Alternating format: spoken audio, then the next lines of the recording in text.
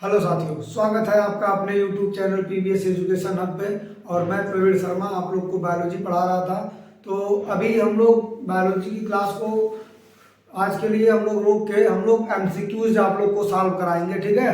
तो जो top MCQs हैं जो एग्जाम में पूछे जाते हैं, ठीक है, तो बेसिकली हम एग्जाम को ध्यान में रखते हुए जो एमसीक्यूज हैं वो आपसे सॉल्व करवाएंगे, ठीक है। तो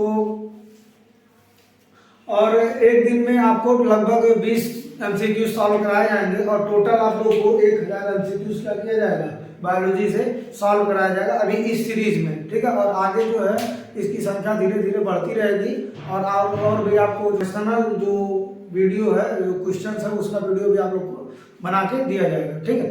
तो आइए देखते हैं पहला क्वेश्चन क्या है। कोशिका की खोज किसने की है, ठीक है। तो कोशिका की खोज किसने की है? पहला ऑप्शन है रॉबर्टसन, दूसरा ऑप्शन है रॉबर्ट ब्राउन, तीसरा ऑप्शन है रॉबर्ट हुक और चौथा ऑप्शन है इनमें से कोई नहीं, ठीक है। तो आप लोग को जब कोशिका पढ़ाया जा रहा था तो उस समय बताया गया था कि कोशिका की खोज को किसने की है। तो आप लोग कमेंट भी कर सकते हैं, जितना भी आप लोग को जवाब आए आप लोग तुरंत उसको कमेंट बॉक्स में रिप्लाई करते रहिए, क्वेश्चन नंबर 1 डाल के ऑप्शन, ठीक है। तो कोशिका की खोज रॉबर्ट हुक नामक वैज्ञानिक ने किया था। कब किया था? सन 1665 ईस्वी में, मतलब 1665 में रॉबर्ट हुक नामक साइंटिस्ट ने कोशिका की खोज की थी, ठीक है। लेकिन आप लोग को जब पढ़ाया जा रहा था तो बताया गया होगा कि कोशिका की खोज जो रॉबर्ट हुक ने की थी वो मरी हुई कोशिका थी, ठीक है। मतलब उन्होंने एक लकड़ी के मतलब कार्क नामक लकड़ी में उसको सूक्ष्मदर्शी की मदद से उसकी एक पतली परत को देखा था जो मधुमक्खी के छत्ते के समान छोटे छोटे बॉक्स में था, ठीक है। तो उसी को इन्होंने क्या नाम दिया? कोशिका नाम दिया, ठीक। तो रॉबर्ट हुक के द्वारा जो खोजी गई कोशिका थी वो कैसी कोशिका थी? मरी हुई कोशिका थी, ठीक है। तो आइए अगले सवाल की तरफ बढ़ते हैं। सवाल नंबर 2 क्या कर रहा है? जीवित कोशिका की खोज किसने की? अच्छा ठीक है, रॉबर्ट हुक ने कोशिका की खोज की थी, ठीक है। तो वो कोशिका क्या थी? मरी हुई कोशिका थी। तो अब जीवित कोशिका की खोज किसने की? Anton von Leeuwen. पहला ऑप्शन क्या है? एंटोन वॉन लीवेनहॉक, दूसरा ऑप्शन है रॉबर्ट हुक, तीसरा ऑप्शन है रॉबर्ट ब्राउन और चौथा ऑप्शन क्या है? वाटसन, ठीक है। अगर आपको जवाब मालूम है तो आप कमेंट में उत्तर दीजिए। तो जीवित कोशिका की खोज किसने की है?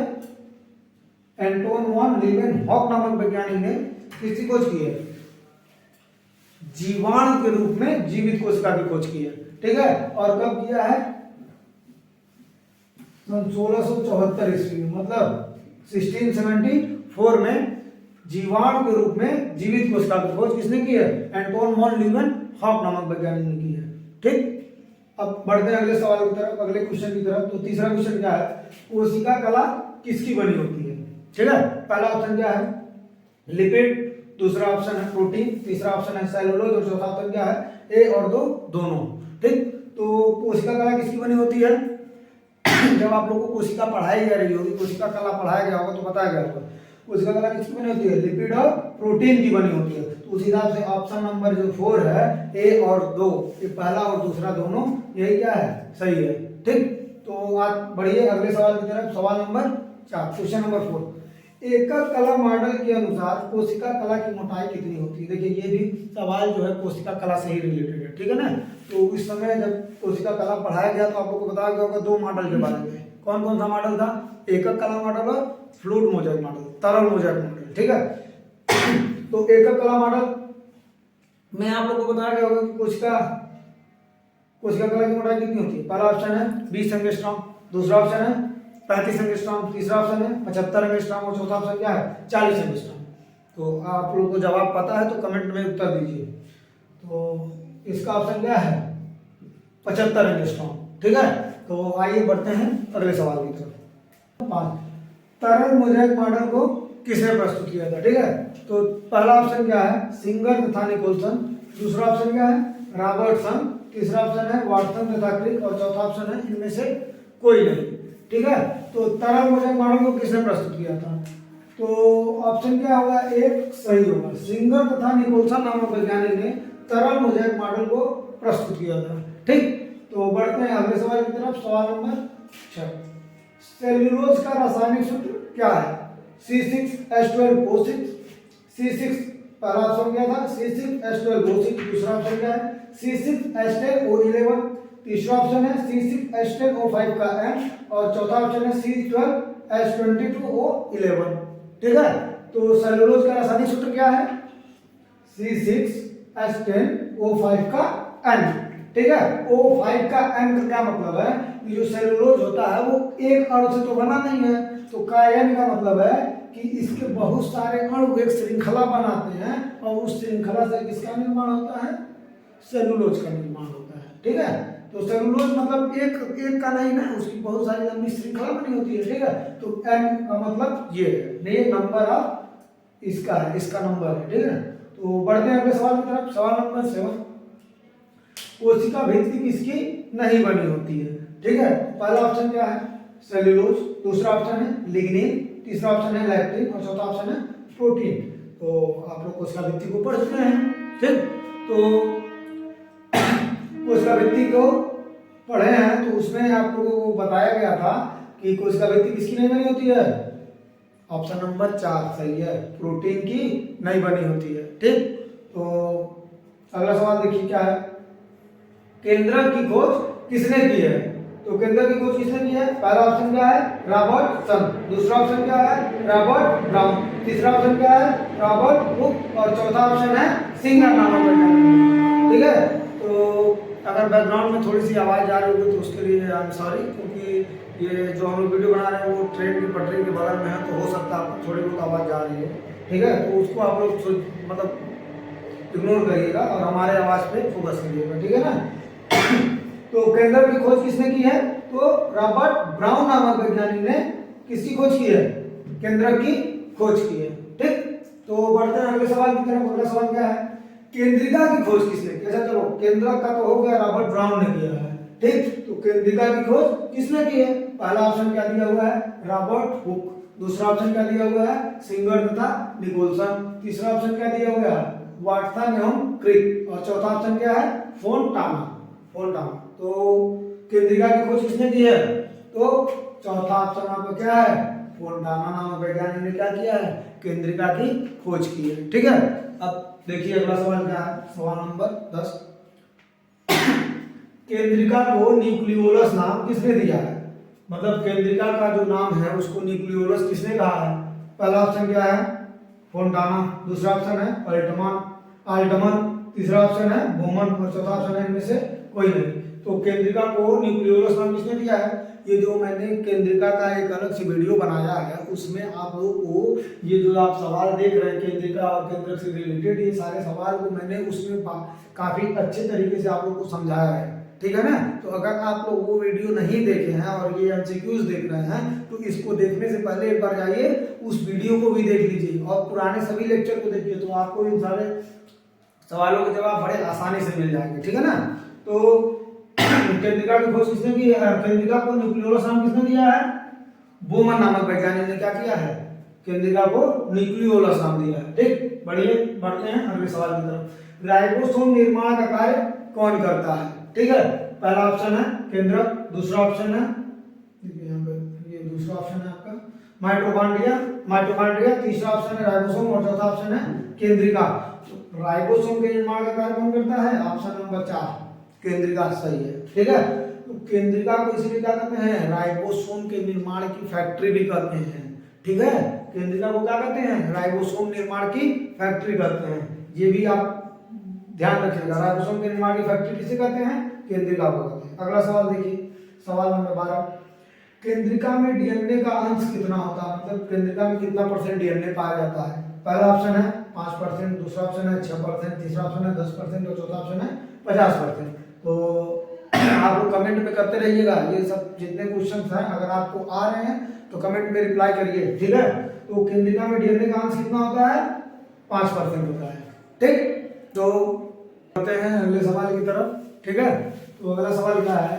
प्लाज्मा झिल्ली किसकी बनी होती है? पहला ऑप्शन क्या है? सेल्यूलोज की, दूसरा ऑप्शन है प्रोटीन की, तीसरा ऑप्शन है लिपिड की, और चौथा ऑप्शन है बी और मतलब प्रोटीन और लिपिड दोनों। ठीक है, तो प्लाज्मा झिल्ली किसकी बनी होती है? तो प्लाज्मा झिल्ली किसकी बनी होती है? प्रोटीन और लिपिड की दोनों की बनी होती है। ठीक, अगला सवाल देखते हैं, मध्य पटल किसका भाग है? तो मध्य पटल किसका भाग है? पहला ऑप्शन क्या है? कोशिका कला, दूसरा ऑप्शन है कोशिका भित्ति, तीसरा ऑप्शन क्या है, कोशिका कला और कोशिका भित्ति दोनों, और चौथा ऑप्शन है इनमें से कोई नहीं। ठीक, तो मध्य पटल किसका भाग है? देखिए, जब आप लोगों को कोशिका भित्ति पढ़ाई जा रही थी तो उस समय बताया गया था कि कोशिका भित्ति के 4 भाग होते हैं, प्राथमिक, द्वितीयक, तृतीयक और मध्य पटल। ठीक, तो उस हिसाब से मध्य पटल किसका भाग हुआ? कोशिका भित्ति का। ठीक, आइए अगला सवाल देखते हैं। केंद्रिका का निर्माण होता है, केंद्रिका का निर्माण किसके द्वारा होता है?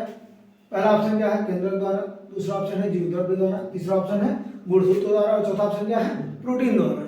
ठीक है, तो केंद्रिका, केंद्रिका का वीडियो देखिए, सवाल उससे बढ़िया बढ़िया आता है। ठीक है, तो केंद्रिका का निर्माण किसके द्वारा होता है? गुणसूत्र के द्वारा। ठीक, तो देखिए अगला सवाल क्या है, कोशिका का नियंत्रण कक्ष किसे कहते हैं? कंट्रोल रूम ऑफ सेल किसको कहते हैं? पहला ऑप्शन क्या है, केंद्रिका, दूसरा ऑप्शन है माइटोकॉन्ड्रिया, तीसरा ऑप्शन है राइबोसोम और चौथा ऑप्शन क्या है, केंद्रक। बताइए, जल्दी बताइए, कमेंट में जल्दी जल्दी कमेंट करते रहिए। कोशिका का नियंत्रण कक्ष किसको कहते हैं? केंद्रक को। ठीक है, अब आइए अगले सवाल की तरफ। केंद्रक में डीएनए का प्रतिशत कितना अंश होता है? ठीक है, डीएनए में मतलब केंद्रक में कितना परसेंट डीएनए पाया जाता है? तो पहला ऑप्शन क्या है, 5%, दूसरा है 10%, तीसरा है 6% और चौथा क्या है, 16%। तो केंद्रक में डीएनए कितना पाया जाता है? 10%। और केंद्रिका में डीएनए कितना पाया जाता है? जल्दी कमेंट करिए, केंद्रिका में कितना परसेंट डीएनए पाया जाता है? 5%। ठीक है, अब आते हैं अगले सवाल की तरफ। सवाल नंबर 18, मनुष्य की कौन सी कोशिकाओं में केंद्रक का अभाव होता है? बताइए, मनुष्य के शरीर में ऐसी कौन कौन सी कोशिकाएं होती हैं, कहाँ पे कोशिकाएं पाई जाती हैं जिन कोशिकाओं में केंद्रक ही नहीं पाया जाता? ठीक है, पहला ऑप्शन है त्वचा की कोशिकाओं में, दूसरा ऑप्शन है आंख के लेंस की कोशिकाओं में, तीसरा ऑप्शन है दोनों में, और चौथा ऑप्शन क्या है, इनमें से कोई नहीं, कहीं और पे। ठीक है, तो सही आंसर क्या है इसका? दोनों में। त्वचा की कोशिकाओं में और आंख के लेंस की कोशिकाओं में क्या होता है? कोशिकाओं में केंद्रक का अभाव होता है। ठीक है, तो इसी तरह एकदम यूनिक जानकारी आपको चाहिए तो हमारे चैनल पे जुड़िए, वीडियो देखिए, एमसीक्यू सॉल्व करिए। ठीक है, और ज्यादा से ज्यादा लोगों तक शेयर करिए ताकि ऐसी ऐसी जानकारियां क्या हो सके, लोगों तक पहुंचे। ठीक है, अब देखिए अगला सवाल क्या कह रहा है, केंद्रक का अध्ययन किया जाता है। केंद्रक का अध्ययन किसमें किया जाता है? पहला ऑप्शन क्या है, साइटोलॉजी, दूसरा ऑप्शन है कार्डियोलॉजी, तीसरा ऑप्शन है बायोलॉजी और चौथा ऑप्शन है बॉटनी। तो आप लोगों को पता है साइटोलॉजी में किसका अध्ययन किया जाता है? कोशिकाओं का अध्ययन किया जाता है। किसका अध्ययन किया जाता है? कोशिकाओं का। बायोलॉजी में किसका अध्ययन किया जाता है? जीवों का अध्ययन किया जाता है। बॉटनी में किसका अध्ययन किया जाता है?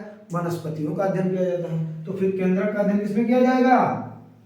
कैरियोलॉजी में। कैरियोलॉजी में क्या किया जाता है? केंद्रक का अध्ययन किया जाता है। ठीक, और आज का ये हमारा आखिरी क्वेश्चन है। ठीक है, सवाल देखिए कितना मजेदार है, ग्रेनुलर प्रोटीन का दूसरा नाम क्या है? ठीक है, ग्रेनुलर प्रोटीन पहले तो आप लोग कमेंट करके बताइए किसका पार्ट है ये ग्रेनुलर प्रोटीन। कहाँ जब हम पढ़ाए तो कौन से चैप्टर में पढ़ाए हैं, किसके अंतर्गत आता है? जल्दी जल्दी कमेंट करके बताइए। ठीक है, अब इसका दूसरा नाम हम लोग जानते हैं क्या है। पहला ऑप्शन है एमार्फस मैट्रिक्स, दूसरा नाम ऑप्शन है न्यूक्लियोलर राइबोसोम, तीसरा ऑप्शन है पास अमोर्फा और चौथा ऑप्शन है इनमें से कोई नहीं। ठीक है, तो इसका उत्तर क्या होगा? Nucleolar ribosome. ठीक है, ग्रेनुलर प्रोटीन का दूसरा नाम क्या है? Nucleolar ribosome. ठीक, तो ये 20 सवाल जो आप लोग को एमसीक्यूज के रूप में सॉल्व कराया गया है, ये अब तक के जितने लेक्चर दिए गए हैं उसी पे डिपेंड है। ठीक है, तो आगे जो लेक्चर आएंगे उस पे भी ऐसे ही एमसीक्यूज आप लोग को सॉल्व कराए जाएंगे और कोशिश रहेगा हमारा कि आप लोग को मतलब बढ़िया से बढ़िया क्वेश्चंस दिए जाएं। ठीक है, और डिटेल में जानकारी ताकि आप लोग को मिले। ठीक, तो एक बात मैं और आप लोगों से शेयर करना चाहूंगा कि जैसे हम लोगों ने केंद्रक में पढ़ा 4 भाग होते हैं। ठीक है, केंद्रक कला, केंद्रक द्रव्य, केंद्रिका और क्रोमैटिन सूत्र। ठीक है, तो चारों भाग को हमने चर्चा तो कर लिया था और केंद्रिका पे हमने अलग से वीडियो भी बना दिया था। ठीक, तो जो चौथा भाग है क्या, क्रोमैटिन सूत्र, उसमें जो है वो किसका बना होता है? न्यूक्लिक एसिड उसमें पाया जाता है। ठीक है, क्रोमैटिन सूत्र में। ठीक है। तो अब हमारे जो अब अगली वीडियो आएगी वो किस पे डिपेंड होगी, न्यूक्लिक एसिड पे, कि न्यूक्लिक एसिड किसके बने होते हैं, ठीक है, न्यूक्लिक एसिड कितने प्रकार के होते हैं, ठीक। फिर उसी के अंतर्गत आएगा ये सारी चीजें, प्यूरिन, पिरिमिडिन, ये नाइट्रोजनस बेस क्या होता है, ठीक है। और इसमें आपका पूछा जाएगा क्या फास्फोरिक एसिड से मिलता है, मिलकर बनता है न्यूक्लिक एसिड, और डीएनए, आरएनए, ये सभी किसके भाग हैं, न्यूक्लिक एसिड के अंतर्गत ही। अब हम लोग इसको डिटेल में अध्ययन करेंगे, ठीक।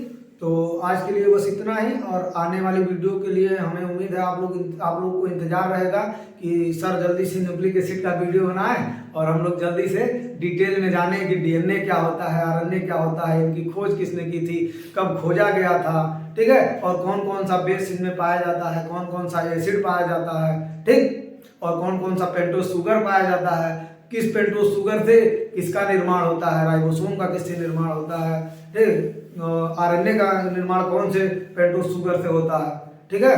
तो आज के लिए बस इतना ही, धन्यवाद। और आप लोग चैनल पर अपना प्यार बनाए रखिए और ज़्यादा से ज़्यादा लोगों तक क्या करिए, हमारे वीडियोस को शेयर करिए। धन्यवाद।